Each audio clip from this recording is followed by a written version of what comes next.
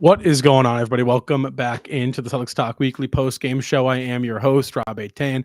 Joined with me are my two co-hosts, Justin Lowe and Seamus Darling. Guys, the Boston Celtics, they squeak past the Brooklyn Nets here on the road, 118-110. Jason Tatum was tonight's leading scorer for the Celtics. His third 40-point game on the season. He had 41 points, 14 rebounds, 5 assists. Obviously, we're going to take a deeper dive into that, guys. Celtics, it was an interesting one tonight. Obviously, they led for the majority of the game. And look at that lead tracker, guys. Yeah. A lot of green for the Celtics. Obviously, the biggest lead was 23. And you could see there the final score. Brooklyn kind of made a push towards the end. They put it down 8. We're going to get into it. We're going to talk about all of that. But before we do, guys, you know the drill. Our initial thoughts, our initial reactions, our takeaways from tonight's game, Justin. Yeah, first of all, I like that lead tracker in the third quarter. You know me and keeping track of those third quarter Celtics. Celtics past week or two have been much better coming out of the half in those third quarters. But tonight was all about Mr. Jason Tatum. Comes out, scores 16 points in the first quarter. Started off 4 from 3. He was getting to the basket. The Celtics tonight came out and they played with purpose. Celtics scored 22 paint points in the first quarter tonight. 22 points in the paint in the first quarter. I thought tonight was a very good offensive game for Boston. I would have liked to see Jason Tatum a little bit more down the stretch. We saw Boston kind of lean towards Jaylen Brown. I'm sure we'll get into the late game execution, but Celtics win their 5th straight. Their 8th straight in Barclays Center, a building that Celtics seemingly have no problems playing in. And as Brooklyn makes a push for the play-in tournament, this could be a potential first-round matchup for Boston if Brooklyn is able to get into and out of the play-in tournament. So we can look at it as that type of matchup as well. But I really like the game tonight from the Celtics. No Kristaps Porzingis. Seamus and I, if you were in the post-game show on Super Bowl Sunday a couple of days ago, Seamus and I kind of talked about how the Celtics play differently with Porzingis in the lineup and without. And tonight they played exactly how we wanted them to play without Kristaps Porzingis. Al Horford played great, Seamus, and the Celtics walk away out of Brooklyn with a very solid win. Oh, my goodness. Every time we face the Nets now, Brooklyn fans, this is just torture. Absolute torture for Brooklyn fans because they could have had Jason Tatum and Jaylen Brown. Those were their picks. Thank you, Brooklyn. We traded you Kevin Garnett and Paul Pierce way beyond their prime in exchange for the rights to Tatum and Brown later on in time, and the dividends just keep paying. Every single time we face the Nets, it seems like Tatum and Brown, they're on another level, whether it's Brown or Tatum. We saw tonight, Jason Tatum, this was his game. This was the game of the season by Jason Tatum. Yes, we saw the game against Minnesota earlier this year. We've seen a couple of other 40-point performances out of Jason Tatum, but tonight, oh my goodness. Oh, this was the best performance of the season by Jason Tatum. And in the first quarter, he got going early, and it's why it was the best performance of the season for Jason Tatum. I don't think all season long I've seen Jason Tatum run the floor like he did tonight. I don't know what it was. I don't know if it was the 2 days rest. I don't know if it's the increased rest on the schedule now. I don't know whether it's because the Brooklyn Nets technically did trade Jason Tatum and Jaylen Brown to the Boston Celtics, but Jason Tatum was just on another one tonight, and the whole Boston Celtics team was for majority of this game. Yes, there was a little bit of slippage there in the fourth quarter, but when the team needed to come through, they ultimately did, and we see the 8-point win in the end. And this is really an eight-quarter game against the Brooklyn Nets coming into another matchup tomorrow night at the Garden. Both teams, Justin, we mentioned it on Sunday, they could essentially take a bus back up to Boston to play this game in 24 hours, less than 24 hours now. So this is a good win for the Celtics tonight, no matter what the score was, because tomorrow you're essentially going to extend the game by playing the Brooklyn Nets again if you're the Celtics. I liked this win. I thought they played a very solid game of basketball. I mean, you nailed it, Seamus. This was the Jason Tatum game. It's been the Jason Tatum games for the past 5 games. I mean, the level in which Tatum's been playing at this 5-game stretch has really I think, reasserted himself, which is, we're going to talk about this later, back into the MVP conversation, into what, in my opinion, has been now what you're seeing Giannis and the Bucks slipping, Joel Embiid in the Philadelphia 76ers kind of out of the equation. And then that narrative, that voter fatigue and what Nikola Jokic could potentially, they're looking for that new shiny thing. And then obviously Shai Gilgeous-Alexander, but Tatum is right there now with these performances. The door is wide open for him to come and snag this thing if he can continue to play like this. But I think what's important here with the Celtics in tonight's victory was able just to kind of execute. I didn't love how they allowed Brooklyn to get back into the game, but I don't think that was the starters' fault. I believe the bench kind of allowed Brooklyn to kind of chip away and get into it. And again, you have two guys we're waiting for, obviously Tillman and Springer. Tillman more so. We don't really know what Springer's role on this team will be, although with the way Peyton Pritchard's been playing, it looks like he could potentially slot in and get some minutes here for the Celtics. But something I do want to talk about at first was that first quarter and how we came out. And it's how we came out against Miami as well. And tonight, the 3-point number was still high for the Celtics, or high for league average, I should say. For Celtic standards, it was low, 37 threes. But that's where you want it to be with the Celtics. And again, I thought the types of threes we were taking was great. So back to that first quarter, guys. We come out of the gate and shoot, I think, 10 out of our first 11 shots inside the paint and just really asserted ourselves in there. And I think then we started to stretch the game outwards, which is exactly where the Celtics need to be and want to do. Is once you assert your presence in that paint, teams are going to start trying to suffocate and collapse it. And that's when the entourage of threes can start coming, man.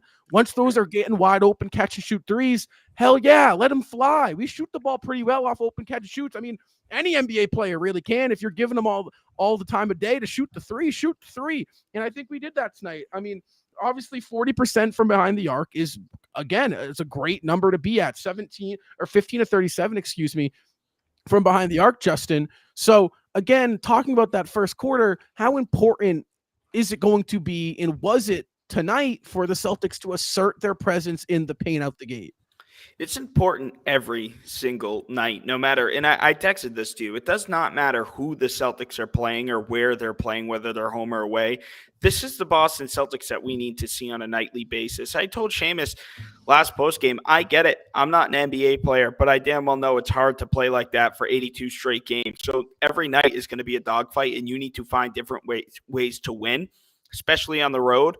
But if you come out and you assert your dominance, especially what the Celtics did tonight, we know what this Celtics team is capable of, right? We saw it in the play breakdowns, a couple play breakdowns against Miami. There were a few plays that we broke down where Jason Tatum's in the post, and all 4 out of the 5 Heat defenders, all eyes are on Jason Tatum. That opens up the three-point shot, just like you said, Rob. So when the ball hits the paint, I thought the ball was moving swimmingly tonight. Celtics had 31 assists of 43 made field goals. 31 assists on 43 made field goals tonight, which is terrific.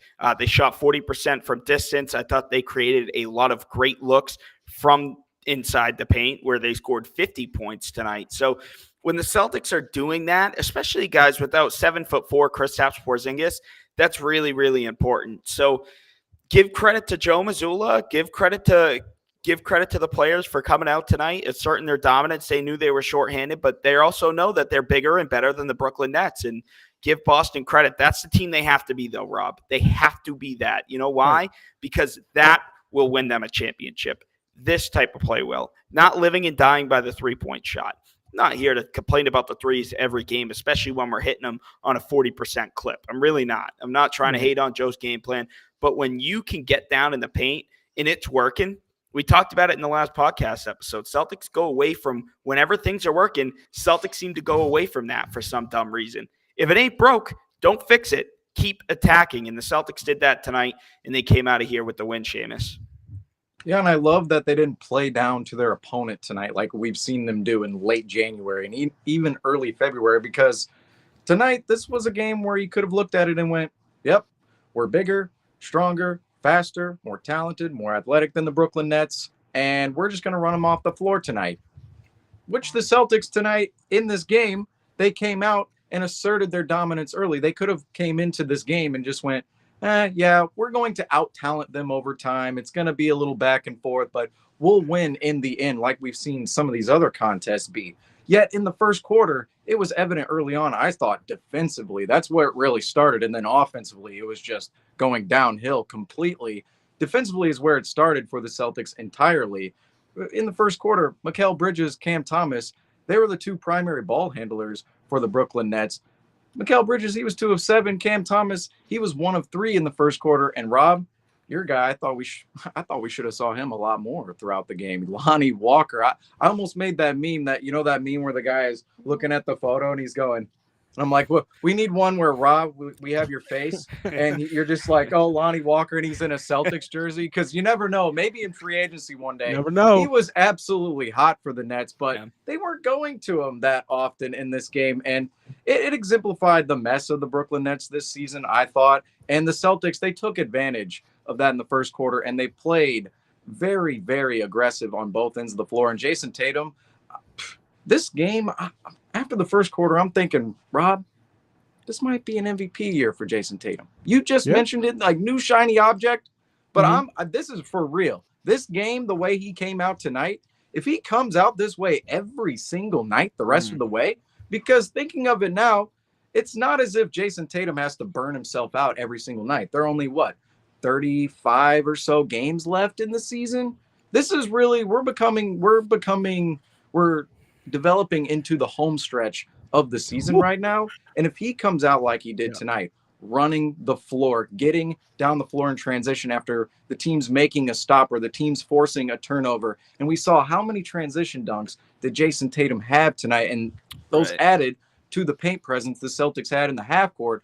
If Jason Tatum comes out like this every single night, we could potentially be looking at an MVP season for Jason Tatum, despite all of the struggles we've seen with his game in the past month and some of the lulls we've seen within his settling in the offensive half court. I don't think personally that is a constant in Jason Tatum's game. What we saw last month, I think that's some tired legs. I think that's we've been playing constantly every other night, and it's the end of January. We're trying to make it towards All-Star break. We come off a couple days rest right now. Jason Tatum comes out hot. The entire team comes out hot. They have another opportunity to blow past the Brooklyn Nets at home tomorrow and get themselves another good win, and that puts them one game away from the All-Star break. All of a sudden, this home stretch, it's going to matter for the MVP race. It's going to matter for the number 1 seed. It's going to matter for the playoffs, for the final result later on down the line. And looking at this game, I don't know, guys. I feel like the tides are shifting just a little bit on this team, and we saw it in the first quarter for sure. Well, for me, it's not the 41 points against Brooklyn. It's not the 34 points against Memphis, and not the 35 points against Washington. For me, for Jason Tatum, it's the 14 rebounds, the 10 rebounds, the 9 rebounds. On top of that, he's getting 7 or more assists of the last 5 games. Tonight he only had 5, but I mean the assist numbers are up, the rebounding numbers are significantly up, as well as his steals and blocks. He's averaging just about 2 steals and 2 blocks per game the last 5 games. That's what you need from Jason Tatum. When the shots aren't falling from Jason Tatum and when he's not getting foul calls, we don't need to throw the hands up in the air and not get back on defense, Jason Tatum. We need this Jason Tatum. First team all defense, Jason Tatum. All NBA, MVP caliber Jason Tatum. That's the Jason Tatum we need, and that's the one we're getting right now, and that's why we're winning. The playmaking development from Jason Tatum is truly remarkable. And that's something that I need the Celtics and Joe Mazzulla to really grasp and gauge as the playoffs approach. The last 5 minutes of the game need to be Jason Tatum, do it for us. Right. And I don't mean score every time down the floor, but when you're in a close game and the ball's in Jason Tatum's hands, the other team is going to try their absolute best for it to be anyone else. Tatum has developed an amazing ability to get the ball out of his hands to the right person with double teams coming. Tonight, Boston steered away from that, Justin and Seamus. And Justin, this is something you talk about, is don't steer away from what's working. What's working tonight was Jason Tatum. And over the past 5 games, he's averaging 31 points, 10 rebounds, and 7 assists. I mean, he has been absolutely dominant in every aspect of the game. Sorry, I keep getting a phone call and I got to decline it. It's just interrupting me and it's pissing me off. But he has been dominant in every aspect of the game. Justin, you mentioned the steals, you mentioned the blocks, right? He's been great. So I need the Celtics to realize that and recognize that. Now, Seamus, you mentioned MVP, and I'm super happy you did. Because right now, what we're witnessing is the Jason Tatum MVP campaign. We've seen Embiid, we've seen Jokic, we're seeing Shea, the Thunder. They're there. But right now, guys, Boston has separated themselves from the pack. Not only does Jason Tatum have the 31 points, 10 rebounds, 7 assists narrative, the Celtics are 6 games ahead of the second place Cleveland Cavaliers, who are 16-2 in their past 18 games. The Cavs have put on an absolute masterclass of a 20-game stretch to jolt them from where they were sitting 20 games in at the 6th seed. And they're still half a dozen games back from the Boston Celtics, guys. I just need you to think about that. So when you talk about MVP and Jason Tatum, Seamus, in the narrative and where the Celtics stand, there it is. They are the clear-cut best team in the league, playing the best basketball, and the best player is now playing at the highest level. That's the MVP. So if Tatum keeps this up, and the Celtics just keep winning at a steady rate, then it's no doubt going to be Jason Tatum. Right. It's amazing this season all of a sudden turned into this, because halfway through we're going, Tatum's been all right in the numbers, but watching him every night, we know he can go to another level if he's allocating his shots and not settling. And we see it every now and then. We're seeing, oh, wow, this is an optimal Jason Tatum performance. Then we'll see, he's 2 of 13 against the Wizards. What's going on there? But tonight's performance, this one just felt different. It felt different, and we'll get into it with breakdowns later. Jason Tatum had another energy to himself tonight, and I almost wonder if he notices the MVP landscape right now and the opportunity that lays in front of him, because, Rob, you laid it out perfectly. Our record right now, that is the perfect argument for his MVP campaign, right. Jason Tatum's MVP campaign. 6 games ahead of the number 2 seed. Yes, we do need to sustain this down the stretch. Jason Tatum needs to sustain his play down the stretch. It's big if. But as we currently stand, I feel as if it's a lot more obvious than the league wants to admit, especially the mainstream media. I know we were going to ask Gary if the mainstream media actually hates the Boston media. We never got to that question with him, but it is a theory in Massachusetts that mainstream media, the same media that votes for the NBA MVP, not the biggest Boston fans, right? And I'm not so sure Jason Tatum's going to get that love because of that factor. But right now, I think it's a little bit more obvious than everyone wants to admit. His numbers, the Celtics position, and now he's turning up to another level. I know some people, maybe they haven't looked at as much game film as much as us to the point where they can tell, oh, Jason Tatum, he shouldn't settle for this shot and he should go to the rim in this situation because he's going to form these other opportunities around him. All of those, it's going to be more of a built-up narrative, and a lot of those things we've been harping on the entire season, if those go away, those moments ultimately didn't matter. And I believe Jason Tatum, all of a sudden, we could be in the middle of an MVP season for Jason Tatum, and that was honestly unthinkable on Friday night when he went 2 of 13 against the Wizards. But that was on Friday night. We're on to Tuesday right now. We've just beat the Heat on Sunday, beat the Nets on Tuesday, have another game against the Nets tomorrow. We're all of a sudden in the home stretch. We got the All-Star break in front of us. Morale is high.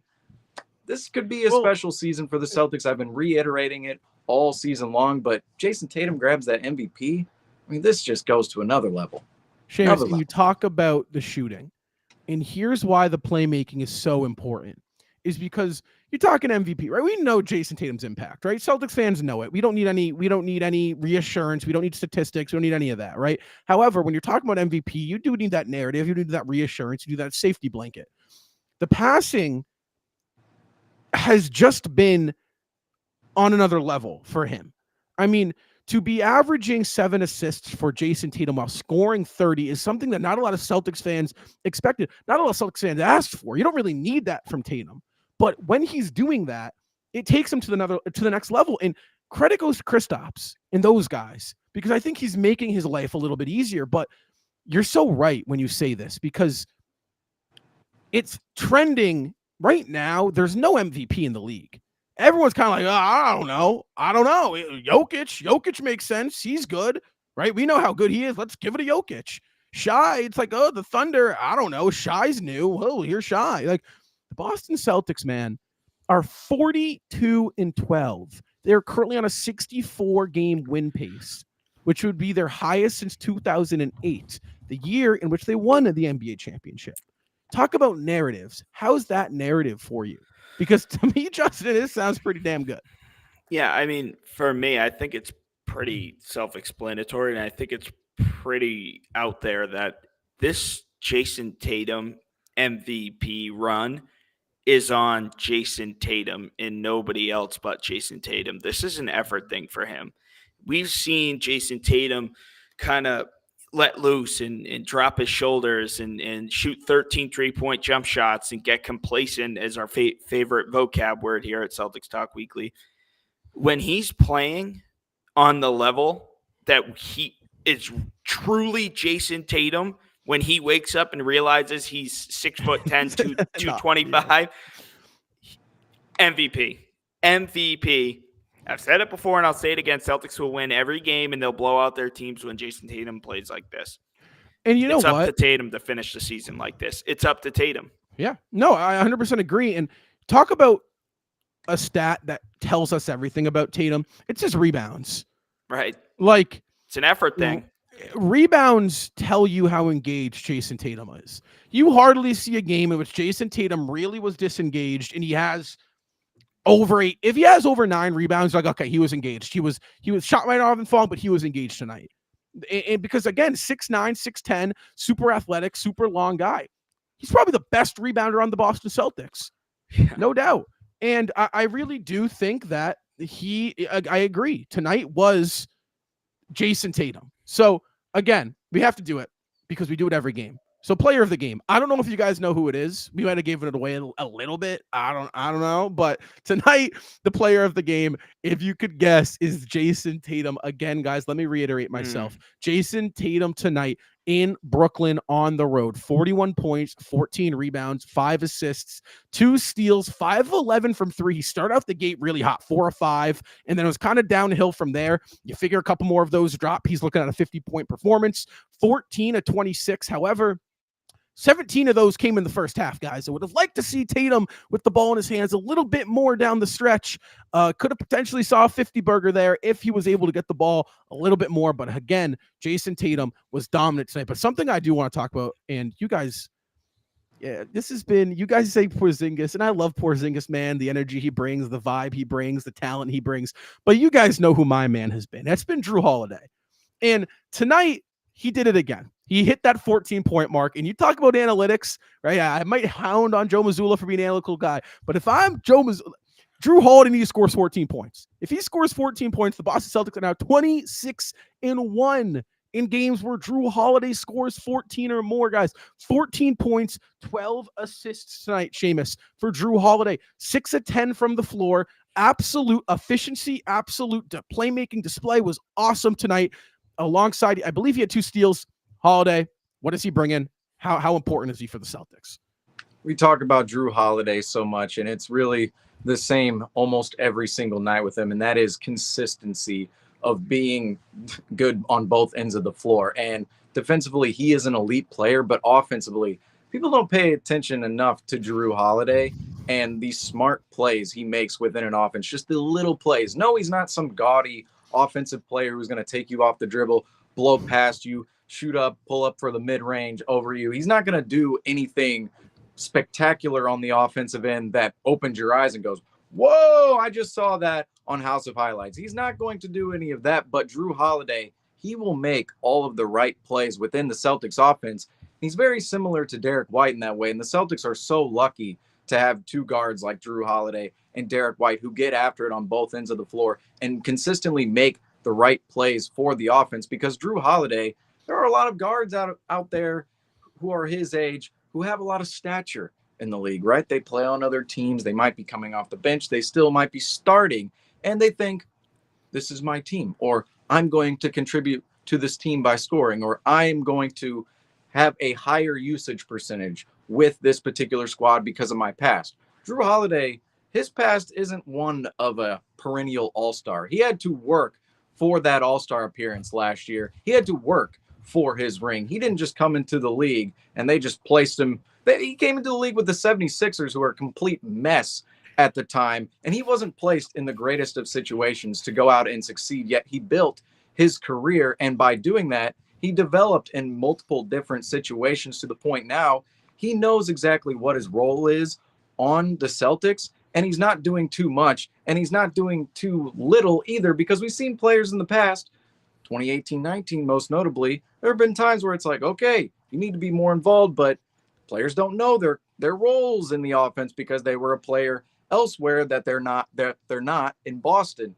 And Drew Holiday, he fits into this Celtics team like a glove because he knows his role so well and can play make for others, especially breaking down the defense by driving the lane aggressively. He is one to never shy away to drive the lane. A lot of guys, you see, they'll settle. They might not feel it in transition. They might be a little bit tired. Drew Holiday, he's physically fit. He's a bigger bodied guard, and he always is taking it into the chest of his defenders, breaking down the defense and allowing our other players such as Jason Tatum and Jaylen Brown, our stars, and even Kristaps Porzingis, opportunities on the perimeter. And let's also throw this out here too on Drew Holiday. He's tremendous at entry passes. I think that's an underrated thing in the NBA. If we just look around the league, for some reason, players do not pay attention to the entry passes, despite them being more important, almost as important as the mismatch in the post or wherever your mismatch is alone. Drew Holiday, he's always patient enough to throw the correct entry pass. And I believe that does a lot of good for the Celtics offense, because when you're not turning the ball over, which if you're throwing bad entry passes, throwing balls to the wrong area for guys, and guys have to go off their spot to catch a ball, all of a sudden the mismatch isn't as strong, their angle, their leverage isn't as strong.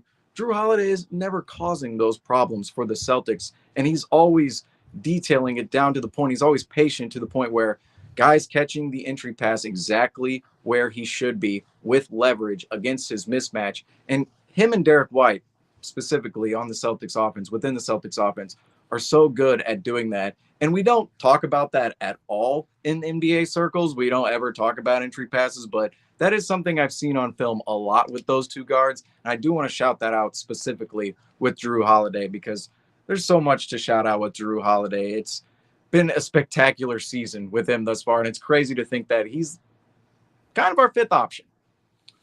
Yeah, you kind of, for years, we've been begging Brad Stevens and Danny Ainge to find our true point guard. You know, we've been through the Kembas and the Isaiahs and the Kyries and the Dennis Schroeders and the Marcus Smarts, but something about Drew Holiday, he's got the size, he's got the power, he's got the will. He can give it to you offensively, shoot highly efficiently while going down the other end of the floor and getting steals and blocks, diving on loose balls. He just brings literally everything there is to bring. Drew Holiday brings, and he was a seamless fit to go alongside guys like Jason Tatum, Jaylen Brown, Kristaps Porzingis, and just a great guy to bring in the locker room as well. The vibes are high with him. Championship experience. Milwaukee does not win that title. Milwaukee fans will tell you this as well. Milwaukee does not win that title without Drew Holiday. I went to Game 5 against Celtics when the Celtics had a 15-point lead in the fourth quarter and they blew it. And who led Milwaukee back into the game? Drew Holiday. So, you know, all the success that Milwaukee has had in recent years, yes, Giannis, one of my favorite players in the league, has been spectacular, MVP caliber player. But let's face it, Drew Holiday really helped those guys out in Milwaukee, and he's doing that here in Boston so far. So big ups to Drew Holiday. I'm glad we found time to talk about him tonight, because I feel like he doesn't get enough credit, not only from Boston media, just in general. So, you know, Thank you, Drew. You've been spectacular. And he's been a big part of why Celtics are 42-12 now. Guys, so how about this for a little stat? Usage rate for Drew Holiday this year compared to last year. 25.1 was his usage rate last year. For comparisons, guys, that's where Jaylen Brown sits at, right around, for usage rate. 26-25. He had the ball as much as Jaylen Brown had in his hands last year. This year, 17.1, an 8% decrease from Drew Holiday. Yeah. But it's the efficiency that is so impressive to me. About the start of the year, you were shooting efficient, right? You could kind of tell, like, the shot wasn't there. He was getting the shots. They just weren't really falling. The defensive presence was still there. The passing was still there. You're just missing that scoring, right? It's like, once Holiday can start scoring. Right. And now you figure, he's been in Boston now a couple months, right? He's probably got his house furnished a little bit, right? He's found schooling for his kids. They got their grocery store, their routines down, right? They're in Boston, the fans, everything, right? You're starting to be like, okay, this is my home now. I like this. I got a routine, right? That stuff matters in the NBA. We saw the difference that Derek White had when he got traded in the halfway point at the trade deadline 2 years ago. And he became a completely different player after a full offseason living in Boston. So you look at what Drew Holiday's done and the role in which he really had to step back and take. He was the second option on a championship team, guys. And he has been able to transition into Boston and has been absolutely just super professional and great about the whole thing. You can tell the guys love him. You can tell the fans love him. Replacing a guy like Marcus Smart in Boston was a tall task to ask for. He's done it. He's been phenomenal. And I really do think that Drew Holiday, Porzingis is important. Don't get me wrong. You can have multiple X factors, but when you talk about Drew Holiday, you talk about Celtics X factors, man, oh man, does that guy just shout X factor to me because of how just efficient he can be at 2008 right now, man. That's all I'm saying. However, guys, that's sacrifice, though, really quick before we move on. That's sacrifice. Yeah. That's sacrifice, and that's buy-in. And we talk about a championship caliber player who helped Milwaukee win their first title in over 60 years. That's the buy-in, and that's the commitment that you get. Drew Holiday, you mentioned it. He was a 8-2 or a B on Milwaukee. He was their second option. Here in Boston, he's 3, 4, 5 option. I mean, you could slot him anywhere. So big ups to Drew Holiday. And it's great for Boston in general because they have so many guys who can be used, right? We talk about the usage rate. Derek White, Kristaps Porzingis. It's just like, I think Mazzulla made a comment last post-game press conference, and he's like, have you ever seen Spider-Man? And they're all standing there. There's about 20 of them, and they're all pointing at each other. He's like, that's exactly how I see this team, So just the buy-in has been incredible, especially from Drew Holiday. I just wanted to say that. Yeah, I mean, no doubt. It really has been incredibly impressive what they've done. And then two other guys that, there is a question here I do want to address real quick because I do feel bad. White and Porzingis, right? Yeah. They weren't all-stars this year. Justin and I dabbled in it a little bit on our podcast that came out the other week. If you haven't watched it, go watch it. It's a great listen. However, Seamus, White, I'm interested to hear. Porzingis, I feel like I might know what you're going to say. However, were White and Porzingis all-stars? For me, it's tough because there are so many great players in today's league. And I understand that the all-star game is not necessarily a basis of who the best players are in the league or who the most winning players are in the league because Trae Young, all-star. I understand his offensive numbers, but we went into it during the Hawks game, not the best defensive player in the world, actually a negative defensive player to the point where I don't know if you can truly justify him being an all-star or at least an all-star replacement over a guy like Derek White on the Celtics roster, in which I believe should have seen 3 all-stars for the magnitude of this team this season. They're clearly the best team in the NBA by far. And in any other season, if any other team was doing this right now, what the Celtics are doing with their record, they're 42-12, guys, 42-12. If any other team was doing this, if it was the Timberwolves, if it was the Warriors, if it was the Nets with KD and Kyrie, you would have seen, oh, Joe Harris, he's all of a sudden an all-star. Oh, look, Andrew Wiggins, he's an all-star starter. Oh, look, all of a sudden the Wolves have 3 all-stars. You would have seen stuff like that immediately, because the league loves news stories. They love the eyeballs, right? But when it comes to the Boston Celtics, it's, you guys have been here before. You guys have made 5 Eastern Conference finals since 2017. It's 2024 right now. This Celtics team should have had 3 all-stars in the all-star game. If we're really looking at the historic level of the all-star game and what teams typically get in with this type of record, I think we should have seen Derek White get in over Trae Young, whose Atlanta Hawks, they're abysmal. Defensively, they're awful, and it's part of why their record is so awful. Right. And Trae Young is a huge part of that. There were reports this past week that came out, just rumors, not confirmed. The Hawks may look to move on from Trae Young this summer and not DeJounte Murray. And to me, that's smart. That's smart because DeJounte Murray, he defensively gets after it. And no, he's not as efficient on the offensive end of the floor as Trae Young. But within the entirety of his game, I would rather have DeJounte Murray than Trae Young because he adds on both ends of the floor and overall adds more value quantifiably than Trae Young. Derek White does as well. For me, I believe Derek White should have been in over Trae Young if we're really looking at it. Or if you really wanted to put in another big guy over Trae Young, I would say Kristaps Porzingis, because to me, he's had an all-star caliber season. Because we talk about X factors with the Celtics. There's no way the Celtics would have a 42-12 record without Kristaps Porzingis. The dominance of him alone on some nights when Tatum and Brown don't have it, when the rest of the team, they're chucking up threes, and all of a sudden you see, oh, Kristaps, you like shooting the 3 ball. There have been nights where we see Kristaps, 2 3-pointers, 3 3-pointers in the midst of his struggles, his stretches of, he's not shooting the 3 ball all that well. And he's going to the paint. He's working on the low block. Without Kristaps, this team wouldn't be where they are today. Either one of those players, Derek White or Kristaps Porzingis, I personally believe, I know this is a Celtics program.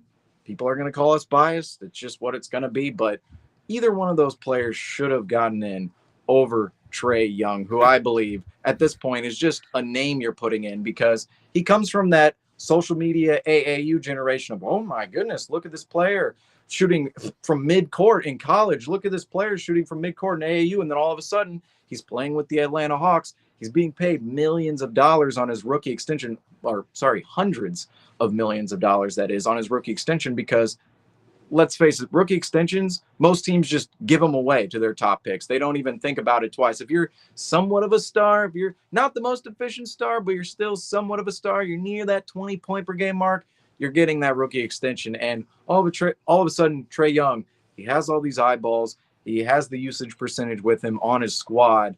And he's in a situation where he's never really been questioned for the type of player he is. And I understand why he's in the All-Star game, because Trae Young draws more eyes than Derek White and Kristaps Porzingis. That's just what it is. That's the reality of it.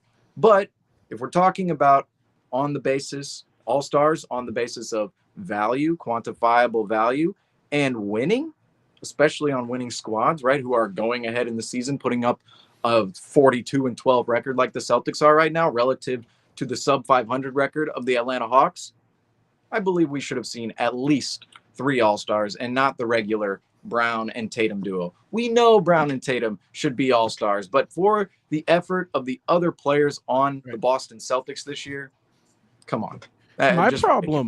My problem was more Porzingis not making it than White. White's January campaign was kind of I definitely think, impact, he's super important, but this might be a hot take. I love White. I know all Celtics fans love White. Personally, I do still think Drew Holiday is the better player, and he is the Celtics' 4th guy over Derek White. As great as Derek White is, no discredit to him. Both are phenomenal players. My problem lied with Scotty Barnes. The Raptors aren't doing anything. The Raptors winning needs to be taken into account along with production and, usage and all that stuff. Barnes, he's the guy in Toronto. He's in a mess right now. He walked off the bench the other night. I don't know if you guys saw that. He walked off the bench. I think you guys were not in the trade deadline special at this point because the trade deadline special was just so long. But I talked about Toronto. If they're not careful right now, Scotty Barnes, he's in his third year. They might rip down the whole roster before they're good again. And he's sitting there. I don't necessarily have too big of a problem with him making the All-Star team because I do believe there's more value there with him specifically than, say, Trae Young. Now, I guess I should clarify my Derek White point. That's if you're putting a guard over Trae Young. And even Drew Holiday. I wouldn't mind Drew Holiday being, because I thought Drew Holiday's last month was a lot better than Derek White's. I thought you saw the little bit of a turning of the tides. And it was like, okay, Drew Holiday is doing what we expected him to do at the early portion of the season. Right. And Derek White is slotting into where we thought he was going to be. Scotty Barnes isn't producing at a high enough level, I feel like, for the Raptors to have the All-Star. Statistically, Porzingis isn't far behind him, and he's sharing the ball with two other 20, 30-point per game scorers. So for me, Trae Young, I'm in the same boat as you. Defensively, the impact, I think in this day and age in the NBA, anyone can go out and put up stargazing numbers. Not anyone, but a lot of portion of the NBA. I think winning and impact and all that stuff should matter in the All-Star game. I would have preferred Porzingis make it over Barnes, and I wouldn't disagree saying that Trae Young was an All-Star due to the numbers. But again, I think White could have gone in there as well. I just don't. I apparently do not value small guards anymore at all. Well, rightfully so. When was the last time, outside of Curry, when was the last time a small guard was the best player on a championship team? It hasn't happened. It just doesn't happen. If you have to mask one of your players defensively, who, like, okay, in the playoffs, when you have your starting five and then you have your 7, 8, because we really know it's like, okay, 2 guys off the bench, maybe an 8th, maybe a 9th on some situations. When one of your 5 guys who's playing almost 48 minutes, you need to mask him defensively. It's a nightmare. It's an absolute nightmare trying to get through 4 rounds. Whereas we have Jason Tatum, who's 6'10", lengthy, super athletic. I mean, that's not a problem for the Celtics. That's not a problem at all. No doubt. Compared to Trae Young, that's a problem. And again, you know what time it is, Seamus. Get the glasses out, man. I was actually looking around for him. I think I lost him. Oh, I was looking around for him earlier this episode. I don't know if the segment can happen without the glasses. But if you guys are new here, this is something we're doing now. Film breakdown with Seamus. I tune in. Justin tunes in occasionally. But he might have to squint. The breakdown might not be as solid tonight as it usually is. We'll see, though. Seamus, you're getting put to the test here. Are the glasses safe in a case for us? They're safe in a case somewhere. I will admit that. I put them in a case. I just have no idea where I put the case. They're usually just laying out in front of me on my desk. But let's see if I could actually see these breakdowns tonight. I might have to look this way. But we're going to get into these because this is mostly Jason Tatum breakdown, but also a little bit of Celtics defense early on. And this is an early defensive possession for the Celtics. And this exemplifies a little bit of the Nets really not having a great ball handling option for themselves, and why I believe Mikal Bridges really isn't a star in the NBA. I think he's a very great player. He's a very good player, and he can be a role player. He can be your 4th, 5th best player on a championship team, but being a star, being one of the top 3, being a number 2, or being even a number 1 like he's been on most nights for Brooklyn, I just don't think is working out. And this play exemplifies it right here, where Drew Holiday, if you're Mikal Bridges, think about your shooting percentage, right? Think about Mikal Bridges shooting the 3 ball. Drew Holiday is going under this screen. Mikal Bridges, the way they set the screen at the top of the key right here, if they set this correctly, Horford's playing drop coverage. Mikal Bridges can get a wide open 3-point ball right here because Drew Holiday is going under the screen. But instead, Mikal Bridges, the way the screen is set, the angle and the angle he is trying to drive right now, he goes straight into the lane. And Drew Holiday meets him. Al Horford's there in help. And Nicholas Claxton, this is where it's like, I don't even know. What are you doing? Roll, pick, pop, do something. He's really just standing there looking at the play at this moment in time. And the Celtics get in front of this. Drew Holiday's trailing behind Mikal Bridges. He really penetrates the paint right here.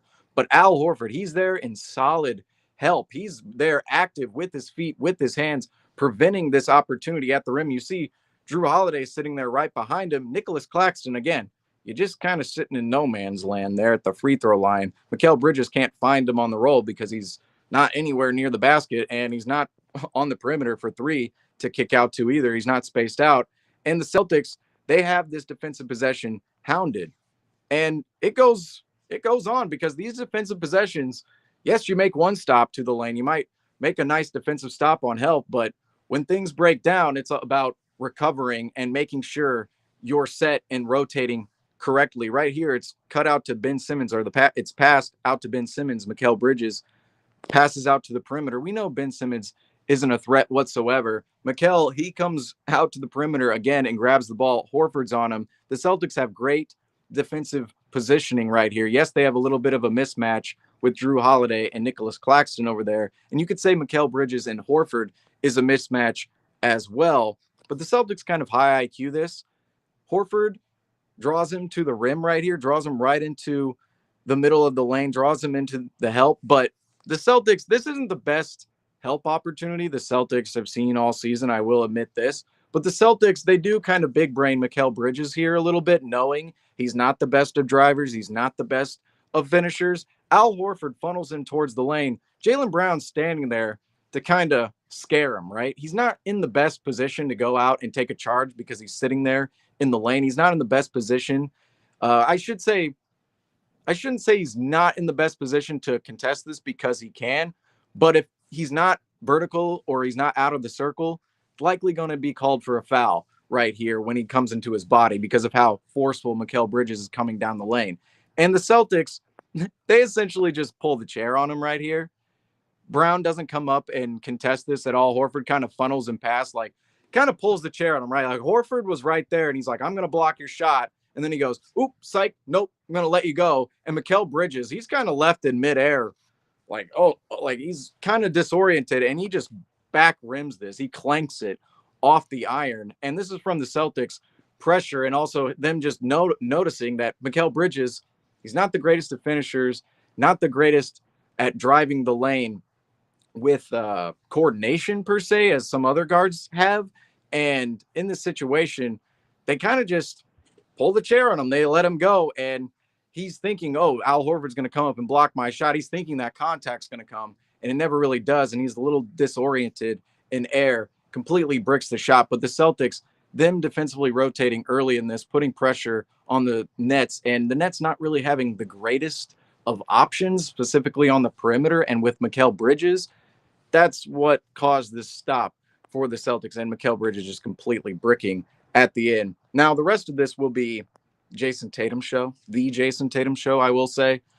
These next couple of plays are my most favorite Jason Tatum plays of the entire season. The entire season, okay? This is in transition. This is in the first quarter, and this is what I'm talking about, where Jason Tatum is running the floor hard, and we want to see this out of our guys every single night. And no, it's not easy, but if they're conditioned correctly, they're putting in the correct effort, and they're doing it consistently, we're going to see a lot more of these opportunities form for the Celtics, because look at where Jason Tatum and Ben Simmons over there on the right, if you're looking at the basket, the right the right wing over there, Jason Tatum and Ben Simmons, they're starting from essentially the same point. Yeah, Ben Simmons is about a step behind him, but they're starting from the same point. Ben Simmons is staring at the ball, and what is Jason Tatum doing? He just puts his head down and starts sprinting.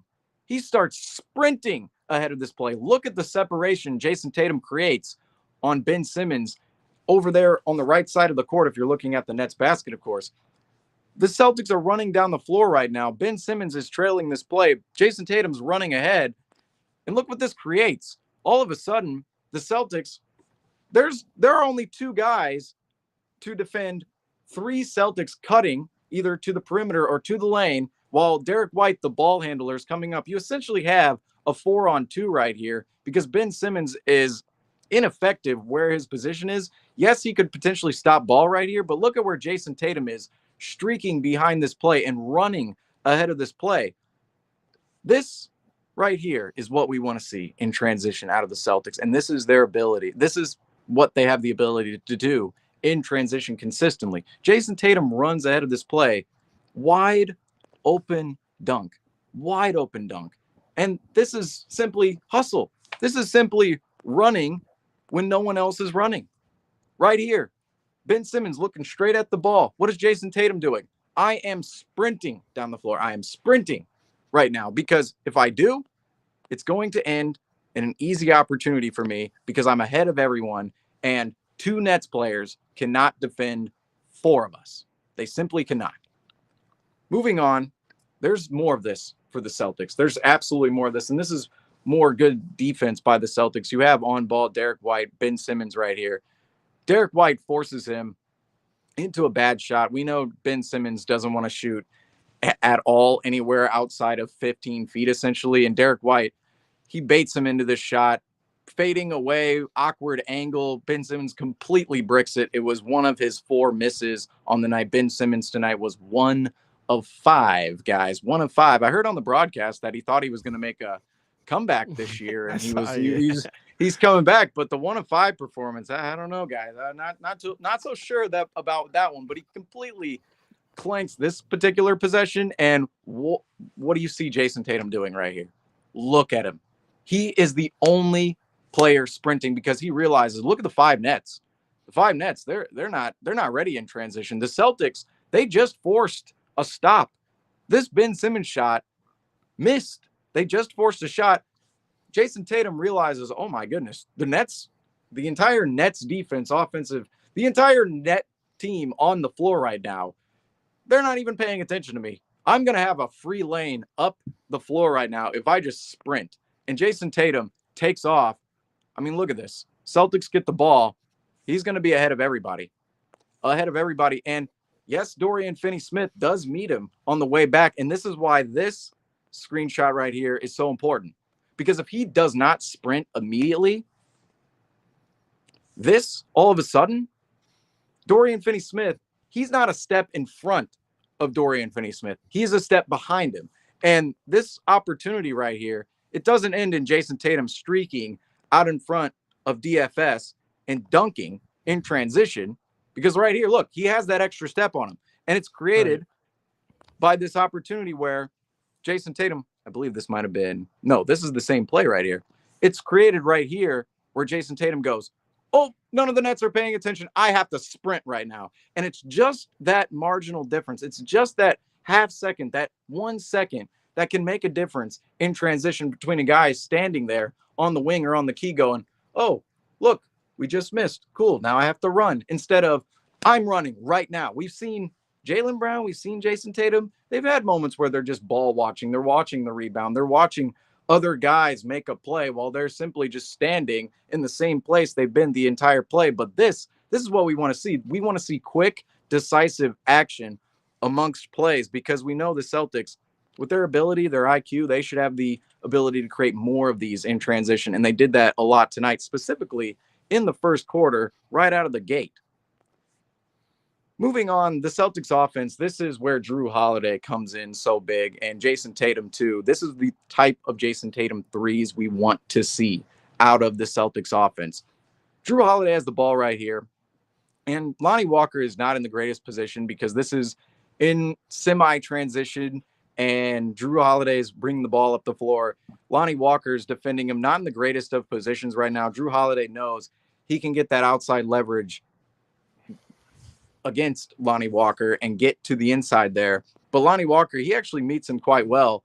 And Rob, I think I don't know what the asking price was for Lonnie Walker, but specifically watching this game, definitely would have been nice to have him on the roster at this point because look at this defensive recovery by him. That's pretty special. But if you're talking about Sam Hauser on Drew Holiday on this play, going back to the first screenshot, he's beat. Right here. Drew Holiday is going to have that leverage on him. Lonnie Walker's feet isn't set the greatest, and he's beat. Instead, Lonnie Walker, he recovers quite well, and this is where Drew Holiday, this is where he becomes one of the more unconventional playmakers and scorers in the NBA. Right here, he spins around in the middle of the lane. Uh-oh. Hi, guys. What's up? I told y'all this would happen a long time ago. Sometimes you hit that button, and it's just like, nope, see ya. But right here, he spins around. And look at Jason Tatum. Ben Simmons is completely cheating on this help. He helps way too low right here. And Jason Tatum is wide open for three, and Drew Holiday spins right into the pass. Drew Holiday right here, I got to be delicate with these. He's spinning, and he creates himself the perfect angle to throw this pass to Tatum. And Ben Simmons on this closeout, my goodness. He has all the time in the world to close out on this because the pass is a little bit to the left of Tatum. Still a good pass. And Derek White, he's smart by cutting away from Tatum, taking his guy away from Tatum right here. And Ben Simmons, this is just a lazy closeout. Absolutely lazy closeout. And Jason Tatum, I will note, he did not make this three, but this is the type of three we want Jason Tatum taking within the offense. It comes within the flow of the offense. It's not coming off an isolation attempt where he's taking a sidestep three or a step back three. This is an opportunity where Jason Tatum, he's finding that three ball within the flow of the offense. Drew Holiday simply attacking the lane, noticing, oh, Ben Simmons, he's cheating too far over on this help. I can get around Lonnie Walker if I spin right here. Bam, perfect passing lane to Tatum, wide open three. Those are the type of three-point opportunities we want to see Jason Tatum taking. And even the long-range threes. I know some long-range threes we think, oh, we don't want to take those early long-range threes in the shot clock. But if you're looking at an attempt like this, I'm honestly fine with Jason Tatum, especially even Jaylen Brown, taking this type of three within the offense early if it's wide open. The Celtics, there are a lot of moments where they methodically bring it up the floor. They might have Cornette, Porzingis, if they run that double big lineup. They might have Cornette, another big body player, come set the screen up near the top of the wing or the key. They do that action where they're not necessarily setting a screen. They just send two big bodies up to the ball handler and just put them in front of the Nets defenders. And the Nets, any team's defenders, and all the defenders have no idea what to do, what they're doing for switching. There are three Celtics players. It's like, who's taking ball? Who's taking this man? Where's this man about to cut? Where's this man about to roll? The Celtics always confuse defenses by running this type of play. Now, this one's only with Cornette at the top, and Cornette simply just standing there in front of Cam Thomas, giving Jason Tatum a wide open three. And Tatum, and you know what, Seamus? Yeah, go ahead. This is a shot that's acceptable when you're having a game like Tatum had tonight. Shot was falling, was feeling himself. You come down, that shot's open, you take that shot, and you can feel the game out. If it goes in, then other teams rattled. You're feeling it, right? Game opens up. Only want to see this shot from Tatum and Brown when those two guys are having that type of game, which they were tonight, or Tatum was, tonight. Yeah, and I'm so glad you disclaimed this because this is not a play I want to see Drew Holiday or Derek White or even Kristaps Porzingis to be making unless he's setting a screen and popping for three per se. But this is the type of three. If you can just get Tatum, this is the type of night, either Jason Tatum or Jaylen Brown. If they're hot from three, you can get them an easy, wide open attempt like this. Right. And even if it's that deep and even if it's early in the shot clock, that's still an all right attempt on the game because they're on another level tonight. This is just another game for them, and you can give them that leeway. I get frustrated personally at the nights where, Tatum takes 8 3-point attempts in the first quarter. He hit one of them, and all of a sudden, those aren't the nights where this type of leeway should happen. But on a night where Tatum shoots 14 of 26, scores 41 points, grabs 14 rebounds, passes to 5 assists, and hits 5 of 11 3-point attempts, and he was ratioing the 3-point attempts to 2-point attempts correctly throughout the game.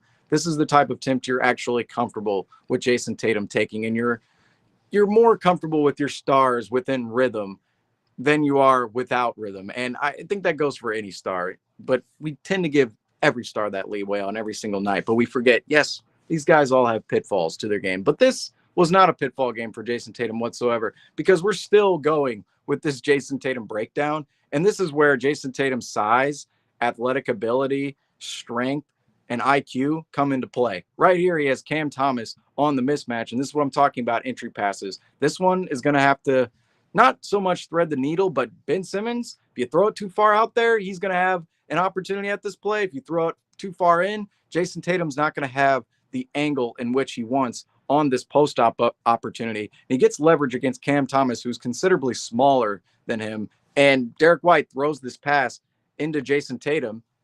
And Jason Tatum, this is a split-second screenshot right here. If you go and watch this play, you can barely see this happening.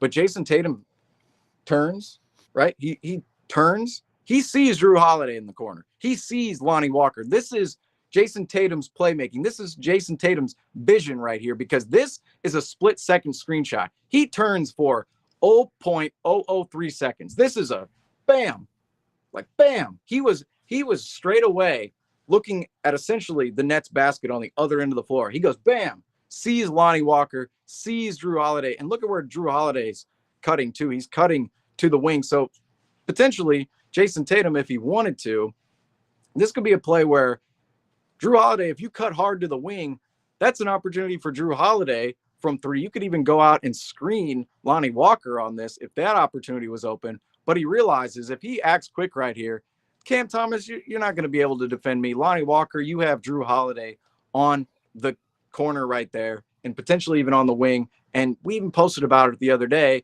Rob, you posted about it. Yep. Drew Holiday, 61% from the corner three on the season. You have to pay attention to him out on the perimeter.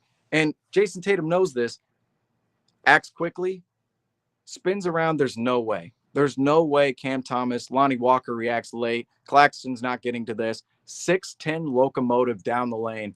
No one in the entire NBA is going to contest this if they're in this particular situation with Jason Tatum a foot ahead of them in terms of verticality going up towards the rim. This is why we want to see Jason Tatum take advantage of more mismatches, because he's clearly going to finish with a dunk right here. This is the most efficient shot you can take in basketball, just a simple bam dunk at the rim. But look, there are three nets on him, which means two other guys are completely open on the perimeter. Right. If he really needed that option at the last moment, or if he really wanted to create that option, and instead he goes to the rim because he knows he has that opportunity, and Jason Tatum slams it home. And it was a part of his highlight package on the night. Jason Tatum was absolutely spectacular. And you know what, Seamus? For the Boston Celtics. Something I do want to point out right there real quick on that last play is just look at the transition real quick. This frame, Holiday's here in that corner. He recognized that Walker's eyes are pointed to Tatum. Tatum spins, Holiday isn't there. You know why? Because he relocates, he redirects. He understands that the closeout to the corner is faster. He relocates right up to that wing.